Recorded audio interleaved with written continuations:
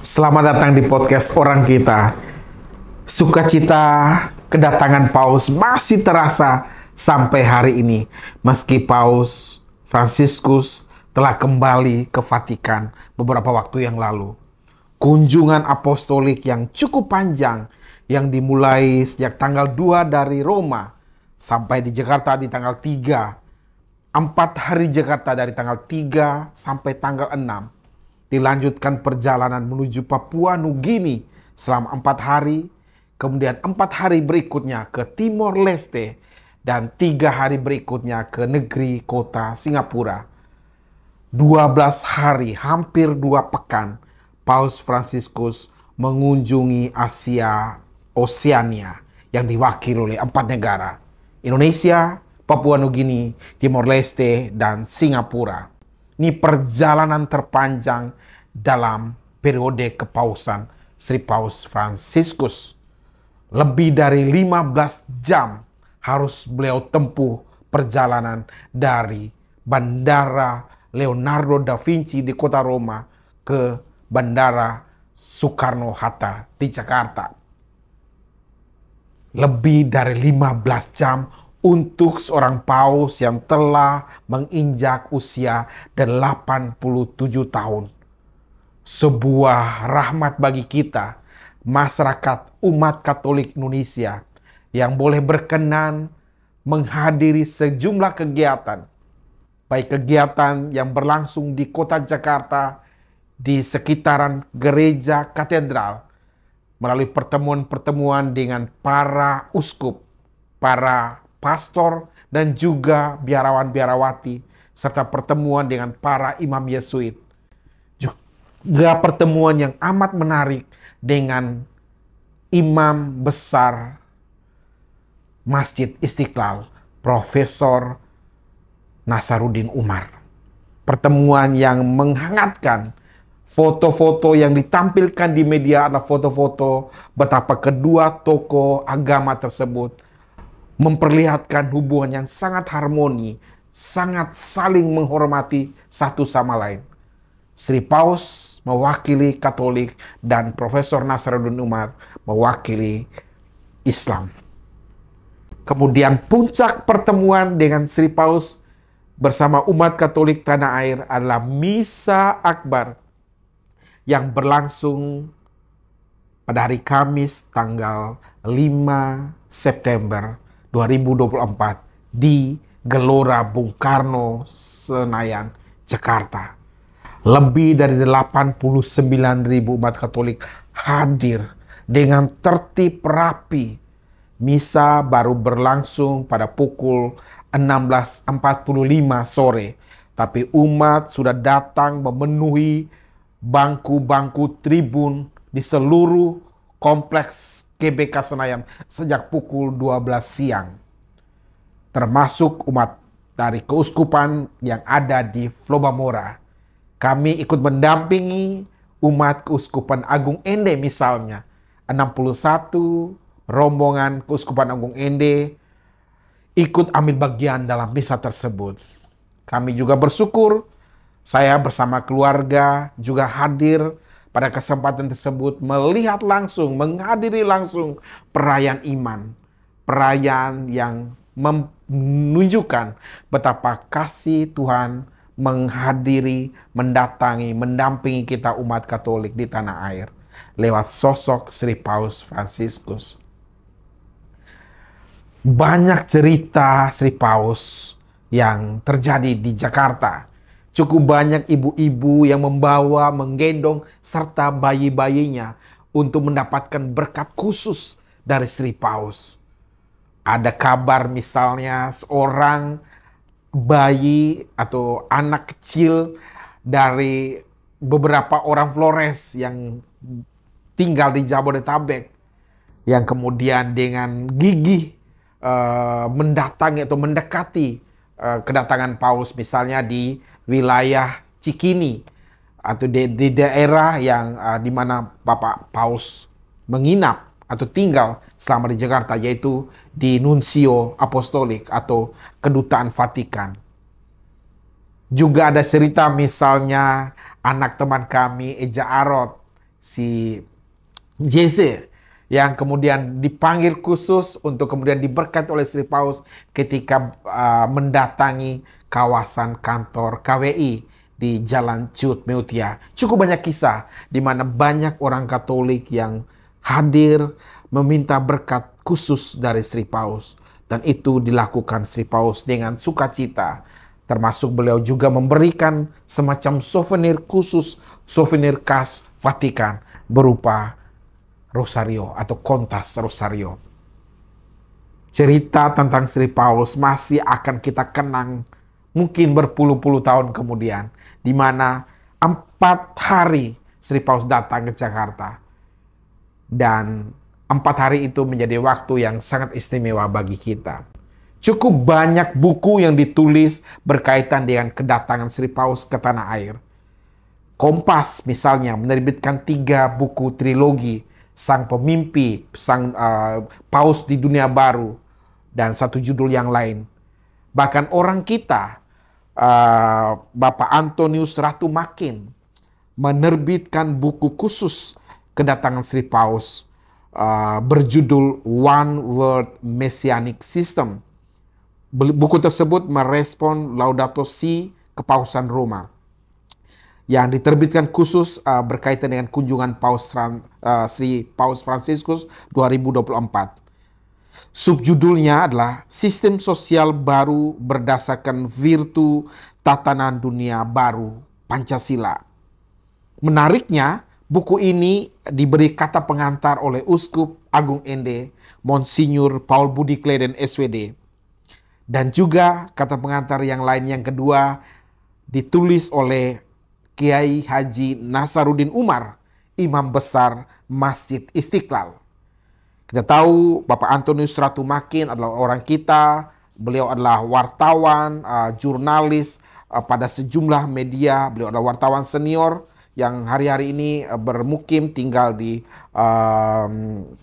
Adonara. Buku ini dikirimkan khusus kepada podcast orang kita untuk paling tidak dibahas, disampaikan kepada publik betapa sebagai penulis beliau sangat bersukacita atas kehadiran Sri Paus di tanah air, dan juga buku ini merespon secara khusus salah satu ensiklik penting Sri Paus Fransiskus yang berkaitan dengan lingkungan hidup, yaitu ensiklik berjudul Laudato Si. Coba kita simak beberapa poin yang disampaikan oleh Uskup Agung Ende, Monsinyur Paulus Budi Kleden SVD, yang diminta khusus oleh penulis menjadi prolog atau kata pengantar pada buku ini. Judul yang dibuat oleh uskup kita, Menjadi Saudara Bukan Sekedar Bertetangga. Kita baca beberapa poin penting. Ketersalingan segala sesuatu merupakan sebuah gagasan yang lahir dari pengalaman eksistensial manusia dan dari pengamatan atas gejala alam dan atas peristiwa sosial. Tidak ada sesuatu pun yang berdiri sendiri. Gagasan tentang hakikat dasar realitas sebagai monade yang tertutup dalam diri sendirinya, sebagaimana dicetuskan oleh Gottfried Wilhelm Leibniz, dipatahkan oleh antara lain A.N. Whitehead dengan filsafat prosesnya. Atas salah satu cara segala sesuatu berkontribusi pada terjadinya sesuatu, dan sesuatu yang terjadi mempunyai pengaruh terhadap semua yang lain. Pengamatan atas fenomena alam melahirkan kesadaran ekologis bahwa kita manusia adalah bagian utuh dari alam, yang hidup dari alam dan bertanggung jawab atas alam. Keyakinan bahwa Tuhan pun memancarkan sinar kebenarannya di dalam agama-agama lain mendorong Gereja Katolik untuk sejak Konsili Vatikan II memajukan dialog dan kerjasama antar agama. Ke tengah percaturan wacana interkoneksitas tersebut, Paus Fransiskus melalui kedua dokumennya, Laudato Si dan Fratelli Tutti, mendesak umat manusia untuk sebuah pertobatan kepada pandangan hidup tentang dunia sebagai satu kesatuan. Dalam dokumen Laudato Deum dapat ditangkap sangat jelas urgensi dari seruan pertobatan ini. Pertobatan, metanoia, pertama-tama adalah perubahan cara pandang, pola pikir yang mesti bermuara pada sikap dan tingkah laku konkret. Kita bersyukur bahwa banyak pemimpin dunia dan tokoh agama menggabungkan diri dalam seruan yang sama. Cukup banyak yang masih ditulis oleh Paul Budi Kleden, Uskup Agung Inde. Saya akan menyampaikan sepintas prolog dari Profesor Dr. Nasaruddin Umar, Imam Besar Masjid Istiqlal. Atas nama Masjid Istiqlal dan umat Islam Indonesia, saya ucapkan selamat datang kepada Yang Mulia Paus Fransiskus di negeri kami.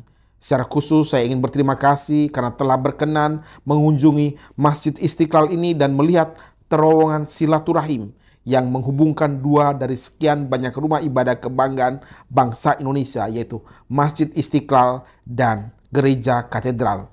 Pemerintah Republik Indonesia melalui Presiden dan komunitas umat beragama bekerja sama dalam membangun dan mewujudkan jembatan persaudaraan ini.